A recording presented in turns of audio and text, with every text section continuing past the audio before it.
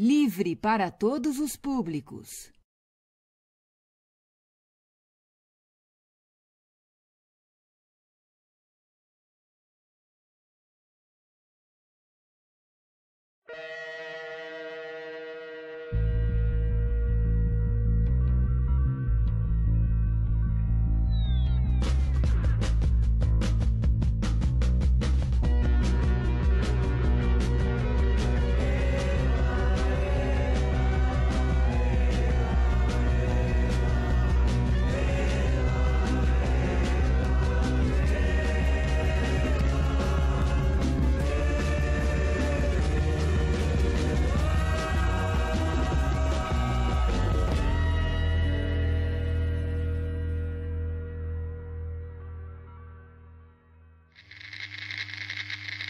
Estou pronto para a nova jornada. Mudou muito. Estabilidade na economia mudou muito. Para tornar-se mais eficiente, mudou muito. Estou pronto para a nova jornada. Em tomar as medidas necessárias para defender o real, para pôr fim ao tormento do déficit público. De que a geração do real será diferente. Foi um grande divisor de águas. Os investimentos estrangeiros multiplicaram-se. O da globalização multiplicaram-se. Muitos ainda resistem em enxergar o Brasil novo que está brotando sob nossos olhos. 1999. Fernando Henrique é reeleito presidente do Brasil no primeiro turno das eleições. Fernando Henrique ostentava o título de presidente que acabou com um ciclo de inflação no Brasil que durava já boas décadas. E, de fato, temos que reconhecer esse êxito.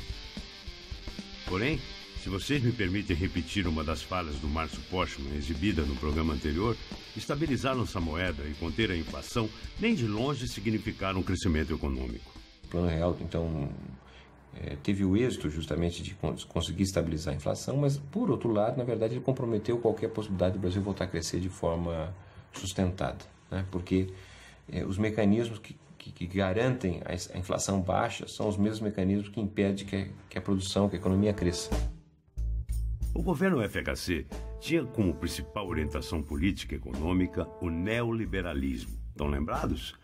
Globalização, precarização das leis trabalhistas e privatização. O Estado brasileiro vendeu cerca de 70% do seu patrimônio produtivo em uma espécie de aposta que o mercado, endeusado nesse governo, iria por si só fazer com que o nosso país se desenvolvesse. Junto com o neoliberalismo veio a reestruturação produtiva, sua prima irmã. Modernização tecnológica das forças produtivas por um lado e, por outro lado, uma espécie de crença ideológica de que a classe trabalhadora não deveria mais existir enquanto classe. Deveriam existir apenas os indivíduos, ou seja, o trabalhador deveria resolver suas questões individualmente e não mais coletivamente. O resultado dessa política foi avassaladora para a classe trabalhadora, especialmente para os sindicatos. O efeito do neoliberalismo sobre os trabalhadores foi também de potencializar essa divisão da categoria. Os anos 80 é um ano de grandes unidades, né?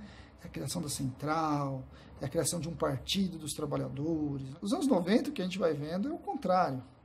A gente vai vendo um processo de vamos liberar o mercado sindical, inclusive. Então você começa a disseminar sindicato, onde era 1 vira 2, onde era 2 vira 3, vira 4, vira 5. A queda da inflação com o Plano Real também desmotivou a mobilização, porque nos períodos de alta taxa de inflação havia uma grande mobilização em torno da reposição salarial. Na medida que a gente sai de uma inflação, né, de 50% a 60% ao ano, para uma inflação de 5%, 6% ao ano, quer dizer, essa queda também desmobiliza a ação sindical e torna concentrada fundamentalmente no emprego.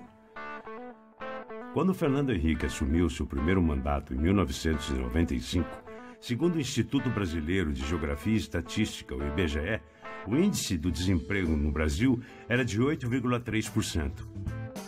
Em 1996 chegou a 8,4%. Em 97, 9,5%. No ano em que ele foi reeleito, 10,2%.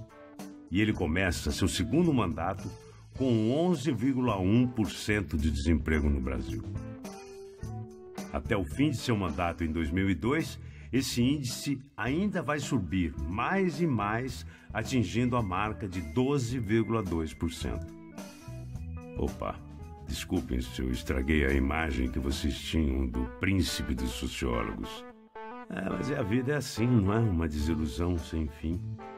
A garantia do emprego era a meta a ser perseguida por qualquer trabalhador brasileiro. E, simultaneamente a isso, uma nova peça da jogada neoliberal foi colocada na mesa. Cerca de 75% dos empregos que foram gerados nos anos 90 foram empregos pela via da terceirização. Era o segurança da empresa, mas agora ele foi demitido, não é? E vai ser contratado por uma empresa especializada em segurança para trabalhar para aquela empresa. Anteriormente ele era um empregado. Só que anteriormente, como empregado da grande empresa, o seu salário, as condições de trabalho fazia parte do acordo coletivo, e, portanto, era uma remuneração e condições de trabalho muito melhores do que passaram a ser quando ele é demitido e contratado por uma chamada empresa especializada, cujo poder do sindical é muito pequeno e seu salário cai. Garante o emprego, porém um emprego, vamos dizer assim, de segunda categoria. E claro que isso respinga na atuação sindical. A via da terceirização também terminou afastando os trabalhadores dos sindicatos tradicionais, não é? Porque você tinha uma montadora que diferentes categorias que estavam ali eram, de certa maneira, representadas pelos sindicatos dos metalúrgicos, né? Na medida em que você tem a terceirização, então você abre aí uma lacuna para várias novas formas de atuação sindical, sindicatos de segurança, sindicatos de alimentação, sindicatos de transportes. Então você fragmenta muito a atuação sindical e desloca esses trabalhadores terceirizados de um bom acordo que anteriormente era feito no âmbito do sindicato mais importante. Isso enfraquece os grandes sindicatos, não é? E opera uma lógica cada vez de negociação por empresa, ao invés da anteriormente da chamada negociação coletiva, que buscava a categoria como um todo. A classe trabalhadora estava enfraquecida, desmobilizada e brigando por manter seu emprego. E se os sindicatos ou as centrais sindicais esboçassem reação coletiva, adivinha o que encontrariam pela frente? Repressão. Mas desta vez, a repressão vinha de terno e gravata. As mudanças são mais sutis, eu diria. E elas também são jurídicas, né? Então você começa um processo de questionamento dos recursos sindicais, você começa um processo de questionamento da validade da participação daquele sindicato em determinada negociação, você começa a questionar o direito dele fazer a greve, mas não é um questionar do tipo, vamos lá botar uma polícia e dar porrada, você não pode fazer greve. Não é isso. Você diz para o sujeito, não, se você fizer greve, você vai pagar uma multa de R$1 milhão por dia. Eles usaram da inteligência, que era em estimular o empresariado a não só não dar aumento para nós, mas o empresariado apresentar pauta para retirar direitos. Então, nós vivemos um momento muito duro que, que bom que a nossa pauta está garantida. Quase tirava nossos direitos. Era assim. Esse era o período.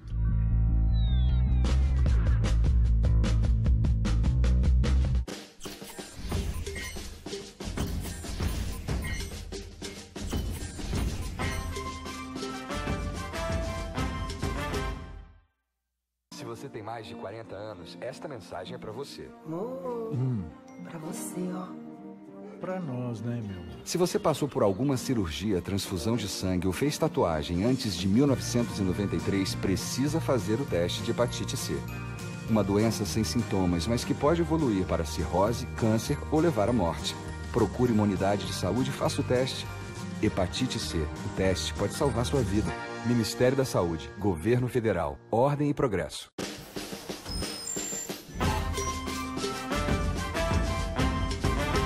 A vitória demora, mas vem. A música brasileira com o que há de melhor em gênero e ritmo. Deixei embaixo do rádio uma nota de 50. Racismo, preconceito e discriminação em geral. Uma burrice coletiva sem explicação. E uma conversa pra lá de animada com Diogo Nogueira, um ícone da nova geração. É muita responsabilidade, não é? Samba na Gamboa, hoje às 10 da noite, aqui na TVT.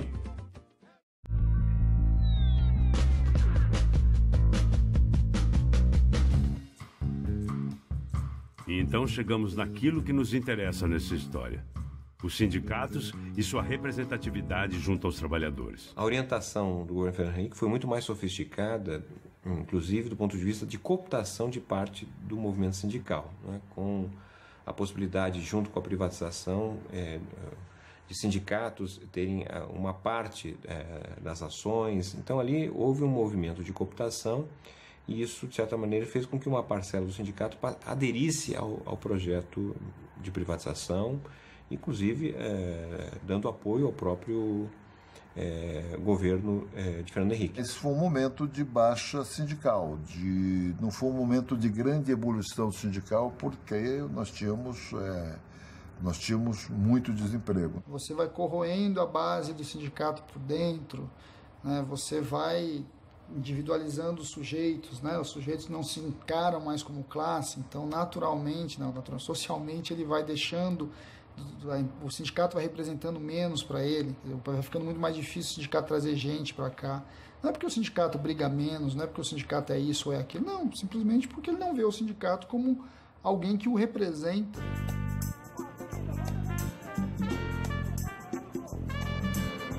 Breve retrospectiva histórica para vocês terem uma visão mais ampla do tamanho do buraco em que os trabalhadores estavam metidos. Antes de 1980 era a ditadura e os sindicatos eram obrigados a manter relações verticais e estreitas com o Ministério do Trabalho, segundo o modelo getulista. Daí, em 1978, começaram as grandes greves do ABC paulista que desencadearam um movimento em todo o Brasil conhecido como Novo Sindicalismo. Essa, aliás, é a história que eu estou lhes contando. Esse movimento era feito por grandes massas e reivindicavam, num primeiro momento, o direito da classe trabalhadora de negociar seus direitos. Lembrem-se, ainda estávamos sob a ditadura civil-militar. O novo sindicalismo, então, amadureceu.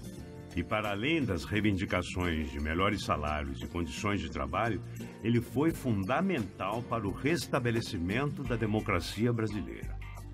Resultantes desse movimento, ou influenciados por ele, nasceram outras importantes organizações de trabalhadores, o PT e a CUT. Durante toda a década de 80 e até o começo dos anos 90, a reivindicação majoritária da classe trabalhadora era por melhores salários, ou, dada a inflação que vivíamos, o gatilho salarial, isto é, o reajuste de acordo com a inflação. Com as políticas neoliberais e o desemprego, houve um deslocamento das ações sindicais e se ampliaram significativamente as possibilidades de ação. Um sindicato que só faz o combate, ele peca por não saber negociar. E um sindicato que só negocia, ele peca por não fazer o combate. Então tem que conciliar a capacidade de negociação com o combate. Quer coisa pior que você sentar numa mesa e o sujeito diz para você que vai demitir, sei lá, 10% da fábrica. Você tem duas opções. Você não negocia e ele demite, acabou. Você vai lá, faz a greve, 2, 3 dias de greve, porque você vai aguentar fazer a greve, e morreu. Ou você senta na mesa, discute um pacote de demissão voluntária, discute um incentivo à demissão, discute um processo de demitir os aposentados ou demitir aqueles que já têm melhor condição, ou demitir os solteiros. Enfim, tem várias possibilidades quando se negocia a demissão. Mas o movimento sindical é chamado a negociar a demissão.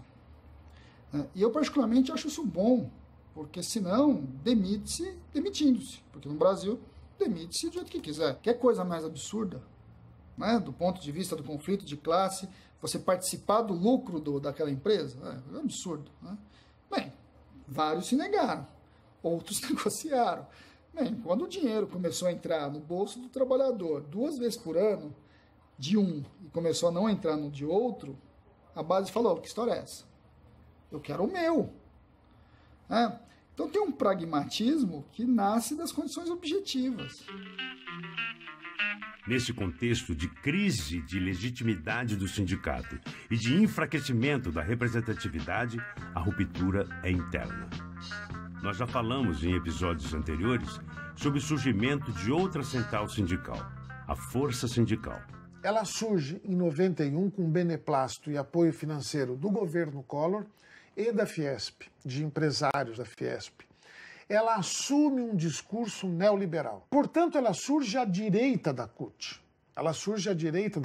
Ela é uma central sindical mais conservadora. E era muito claro, o objetivo era se contrapor à Central Única dos Trabalhadores. Claro que na democracia você tem permitir, e nós adotamos essa postura, a existência de qualquer organismo sindical, não tem problema, mas a Força Sindical surgiu com este período. Todos os países neoliberais tiveram centrais de direita para agredir as centrais de esquerda, com uma diferença. Não podia ser um peleguismo, que não tem importância nenhuma. Tinha que ser sua central com base ideológica de direita.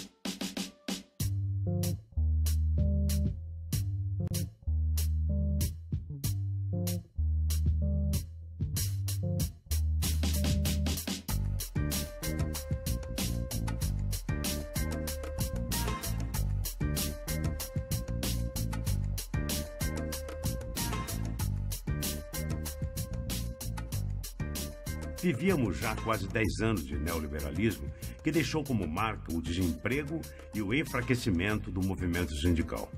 As tensões eram muitas naquele período. Mas como em tudo, na ação das centrais sindicais sempre existem outras interpretações. Era uma forma de se contrapor ao sindicalismo partidarizado, o sindicalismo político, não é? Que nós identificávamos na CUT, outro sindicalismo de confronto. E também não era o sindicalismo tradicional, que só compõe, né? Não luta, não faz greve. Nós tínhamos que ter o nosso próprio projeto. Não podemos nos esquecer que o neoliberalismo teve um impacto sobre os trabalhadores. A ideologia neoliberal teve um impacto sobre os trabalhadores, inclusive sobre os operários. Então, nem todo sindicato que está afiliado à força sindical é, por causa disso, retrógrado, conservador, pelego. Você tem muitos sindicatos na força sindical que são ativos na luta reivindicativa. Quando na década de 90, graças à abertura comercial, começaram a se fechar fábricas em São Paulo, os sindicatos da força ocuparam fábricas contra o fechamento. A ocupação de fábrica é um método de luta avançado do movimento operário. Geralmente é defensivo, mas é uma ação defensiva ousada, porque significa desrespeitar a propriedade privada. O mais fácil para te falar seria falar assim, não, então você tem a CUT, que é uma típica central classista, e eu tenho a força sindical, que é uma típica central de mercado, né? Ou seja, que está ali fazendo negócio. É mentira, não é real isso. Não é real. Uma boa parte de dirigentes que estavam na oposição sindical lá nos anos 80 vão estar na força sindical depois. Então, o movimento sindical brasileiro é muito mais contraditório do que a gente imagina. Para você julgar se o sindicato é bom ou ruim, não é pelo número de greve que ele faz, é pelos acordos coletivos dele, é pelas conquistas dele. Para isso, nós tínhamos que usar greve e tínhamos que usar negociação, mas nem sempre greve. Eu posso não querer participar com o pessoal da CUT, que é ligado ao PT, mas eu posso conversar com outros que não são ligados ao PT, ao Partido dos Trabalhadores. O movimento da força, eu acho que tem muito mais a ver com isso. Né? Tem muito mais... eu não posso ser leviano para dizer que esse sindicalismo é mais original que esse, porque, sinceramente, eu não acredito nisso. Talvez vocês estejam se perguntando, e agora, José? O que aconteceu com o movimento sindical? Desemprego altíssimo. Todas as empresas estatais sendo privatizadas.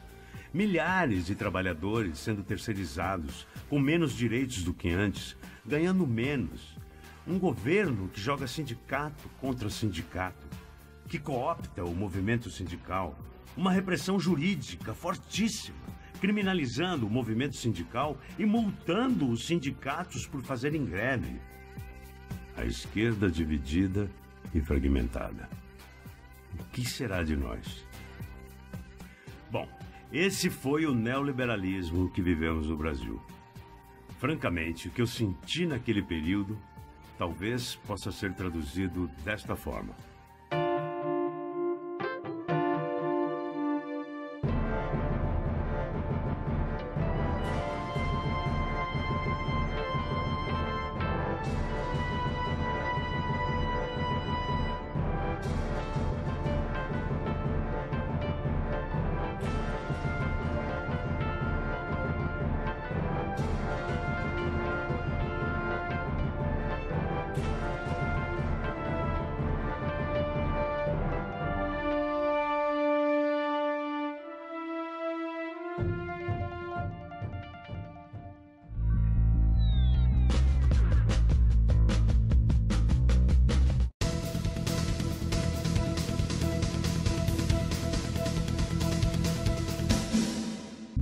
140 mil crianças morriam antes de completar 5 anos. 7,7 milhões de crianças estavam presas ao trabalho infantil.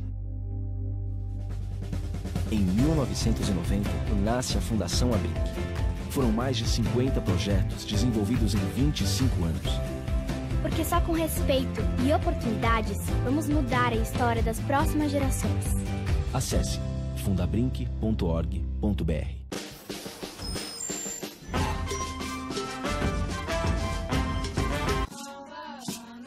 No Olhar TVT, a dura realidade dos índios nas aldeias de São Paulo, no Jaraguá, em Parelheiros e em São Vicente. Uma cultura inteira sendo exterminada. Todo aquele lixo, aquela água suja, estão jogando aqui dentro da aldeia, né? A história de luta de um povo por seus direitos e de suas reivindicações em busca de dignidade por um pedaço de terra. Olhar TVT, hoje, 21h.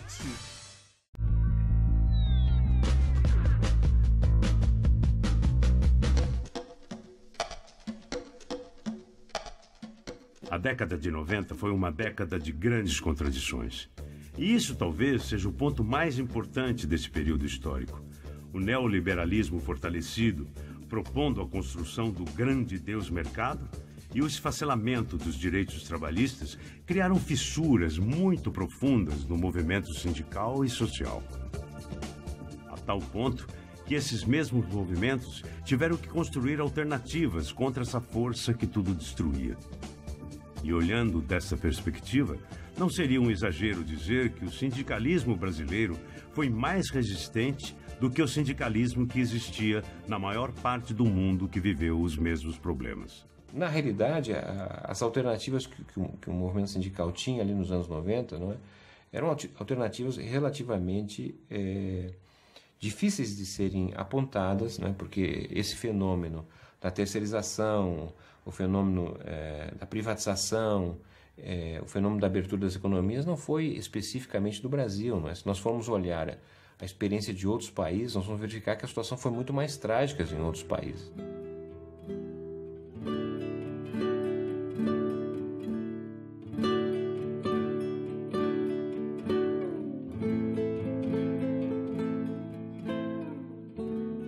América Latina, por exemplo, há um deserto de desconstrução do sindicalismo que sempre, de alguma forma, foi importante para a América Latina. Parte importante da desconstrução do neoliberalismo na virada dos anos 90 para os anos 2000 teve certamente um foco importante que foi a atuação sindical, né? A emergência do sindicalismo no Brasil. Em conluio com o poder judiciário, eles arrasaram com o movimento, do ponto de vista econômico, das multas, das demissões. Mas nós não tivemos momento de desânimo absoluto nesse período. Nós sempre tivemos greves, inclusive greves gerais. Umas mais bem feitas, outras menos, mas o espírito da luta nunca terminou com isso. Em outras palavras, o movimento sindical resistiu. A classe trabalhadora resistiu. Até porque ninguém aguentava mais. O desemprego era gritante. O país não se desenvolvia. Os pobres continuavam pobres. A classe média perdia poder aquisitivo todos os dias, sem possibilidade de fazer empréstimos ou financiamentos. E os empresários viam seus negócios à deriva, sem um porto forte para atracar. Jovens recém-formados não tinham trabalho e nunca tanta gente foi tentar a vida no exterior. Não que os problemas aumentassem, mas não davam nenhum sinal de melhora. Vivíamos uma sociedade sem perspectivas e isso gerou um descrédito ao governo FHC. Ele, que havia sido eleito para o seu segundo mandato no primeiro turno das eleições, já não se legitimava apenas por ter controlado a inflação. Uma mudança seria necessária para tirar o Brasil do marasmo econômico e político. O PT, e em especial o Lula, entenderam isso perfeitamente.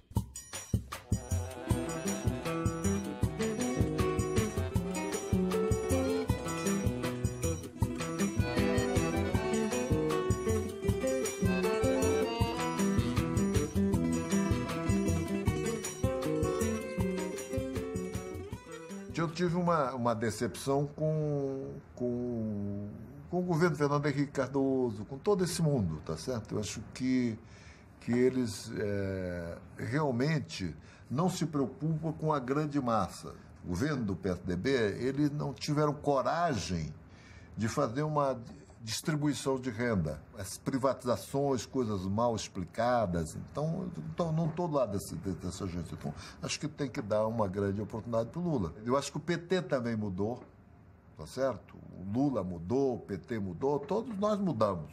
Então houve um momento de aproximação. Então eu votei nele na primeira vez que ele foi eleito e sempre continuei votando. O discurso já não era radical. Pelo contrário, era um discurso de coalizão e de composição. Que a minha proposta de fazer um grande pacto social entre governo, empresários e trabalhadores é cada vez mais aceita, cada vez mais compreendida por todos. É assim que pretendo governar o Brasil. Temos que encontrar novas soluções para os nossos velhos problemas. Temos que mudar o atual modelo econômico. Temos que investir na produção, reduzir impostos, aumentar as exportações e reduzir os juros. Só assim a nossa economia vai voltar a crescer e a gerar os empregos que o povo brasileiro tanto precisa. Agora, quando o PSDB, e mais especificamente o neoliberalismo, falhou, o Brasil deveria dar chance para os trabalhadores governarem. A promessa era que todos se dariam bem, trabalhadores e donos dos meios de produção, pobres e ricos, os bancos e a agricultura familiar. E pela primeira vez na história do país, um migrante nordestino, sem educação formal, um ex-metalúrgico, assumiria a presidência da República. Pela primeira vez na história do país, um trabalhador seria presidente. Uma liderança que emergiu das grandes greves do ABC, no berço do novo sindicalismo. Teríamos, por fim, um sindicalista no poder. Essa história eu vou contar no próximo episódio.